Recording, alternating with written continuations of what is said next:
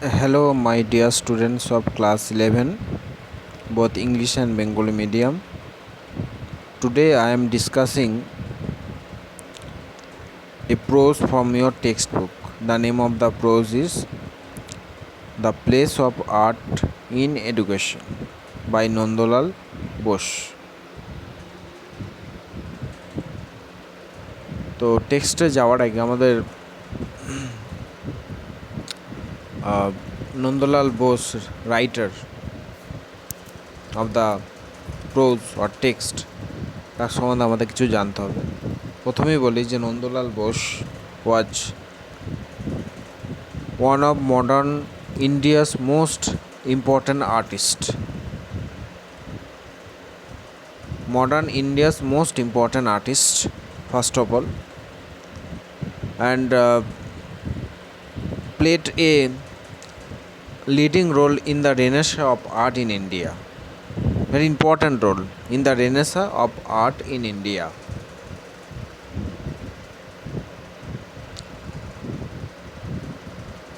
He was inspired by his mentor Abanindranath Thakur. So এটা হচ্ছে নন্দলাল বোসের মেন ফিচার্স, মানে তার অ্যাজ এ আর্টিস্ট হিসাবে ইম্পর্ট্যান্ট আর্টিস্ট প্রথমেই বলেছি। তো আমাদের আজকে যেটা আলোচনা বিষয় হচ্ছে the place of art in education. So what is the source of the text, আমাদের এটা জানতে হবে। তো সোর্স অফ দ্য টেক্সটে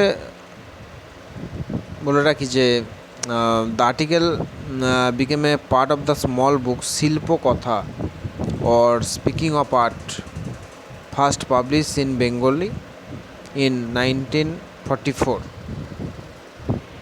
So this is actually the source of the text. তাহলে the place of art, place means actually the position of art in education. এডুকেশনে আর্টের যে place, তার পজিশন, তার প্রপার প্লেসমেন্ট অর পজিশন, সেটার বর্ণনা তিনি এখানে অ্যাকচুয়ালি স্কেচ করেছেন, অঙ্কন করেছেন আমাদের নন্দলাল বোস, তারাই লেখার মাধ্যম। Let's begin. Among those things that man has devised to acquire knowledge or seek inner delight with, language has an important place. তাহলে বোঝাতে চাই যেখানে যে among those things that man has devised to acquire knowledge and seek inner delight, মানে মানুষ আনন্দ পাবার জন্য, প্রথম কথা তো to seek inner delight and to devise to acquire knowledge. প্রথম হচ্ছে আনন্দ পাবার জন্য এবং জ্ঞান অনুশীলনের জন্য বা জ্ঞান আহরণের জন্য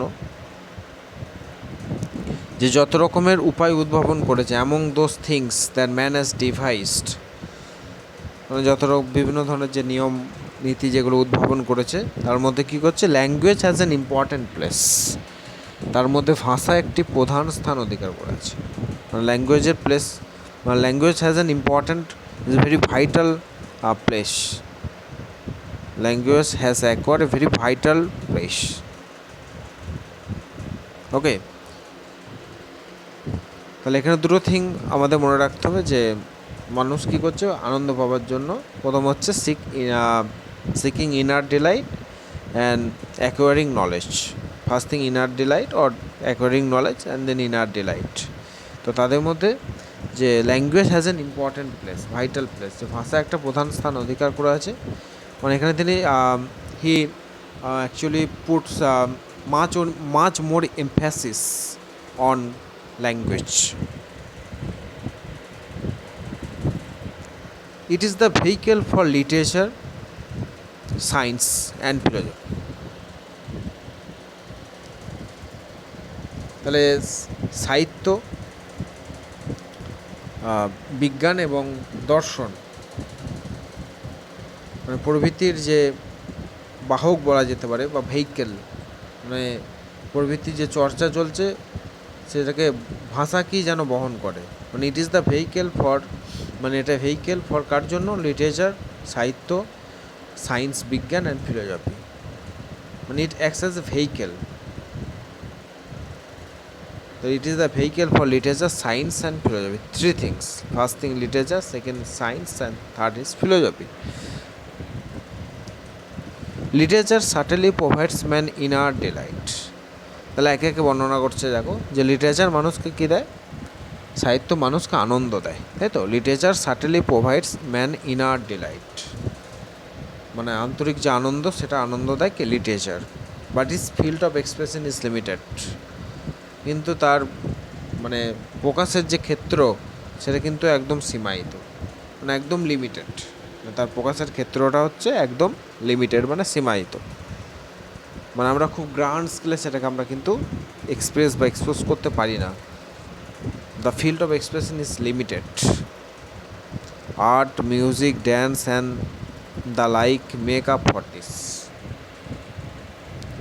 আর সেই জায়গাটা, অভাবটা পূরণ করছে কে?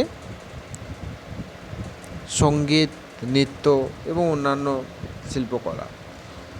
আর্ট মানে শিল্পকলা, মিউজিক, সঙ্গীত, ড্যান্স, নৃত্য and like make up for this.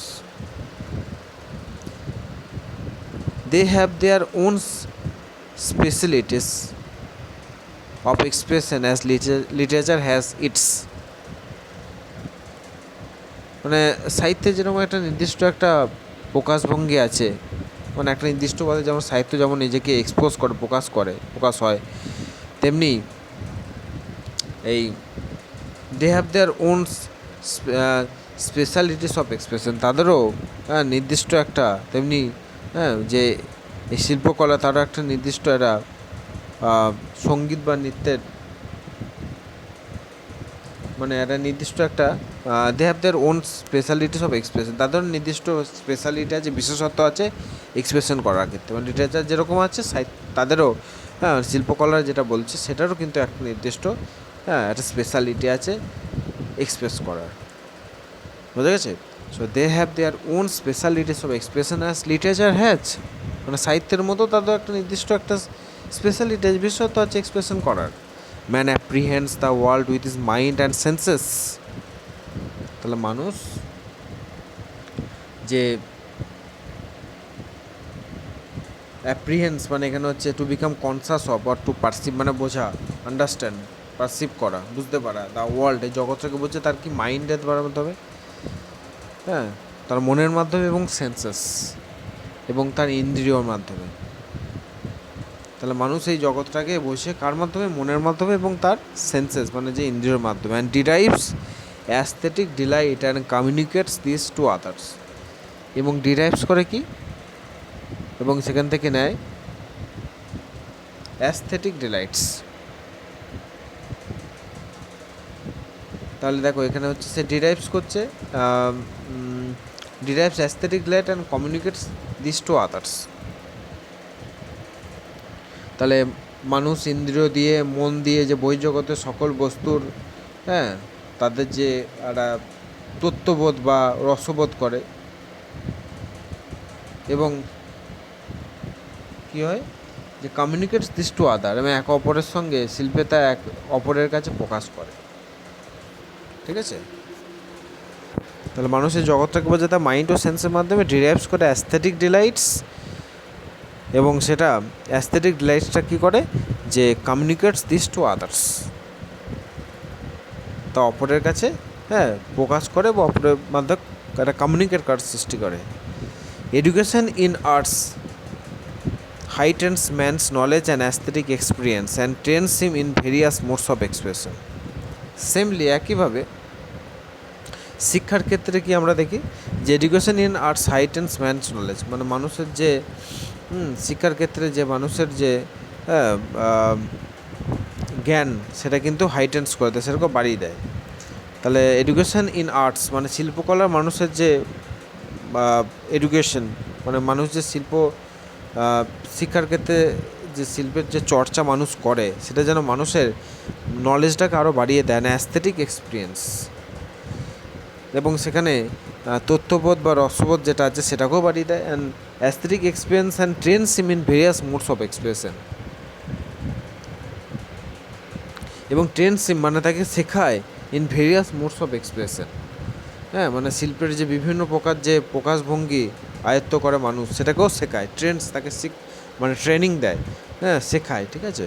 তাহলে education in arts heightens man's knowledge, মানুষের নলেজটাকে, মানুষের উইজডমটাকে, সেটাকে বাড়িয়ে তোলে। অ্যান্ড অ্যাস্থেটিক এক্সপিরিয়েন্সটাকে, and trains in various modes of expression, এবং শিল্পের যে প্রকাশভঙ্গি সেটাকেও যেন আয়ত্ত করতে শেখায়।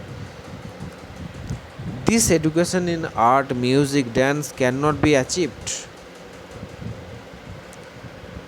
তাহলে this education of art this education in art, music, তাহলে শিল্পকলা, সঙ্গীত, নৃত্য, তার যে education can not be achieved, মানে সেগুলোকে অ্যাচিভ করা যায় না through the medium of reading and writing. হ্যাঁ, মানে সেগুলো শুধুমাত্র লেখাপড়ার মাধ্যমে অ্যাচিভ করা যায় না, রিডিং এবং রাইটিংয়ের মাধ্যমে আমরা কিন্তু এগুলো অ্যাচিভ করতে পারবো না। Like the ear cannot do what the eye is mean to do, like the ear cannot do what the eye is mean to do. মানে চোখের কাজ যেমন কান দিয়ে করা যায় না, like the ear cannot do, মানে কান যে কাজটা করতে পারে, what the eye mean to do, মানে যেটা চোখ দিয়ে আমরা বুঝতে পারি সেটা কিন্তু কান করতে পারে না, ঠিক আছে।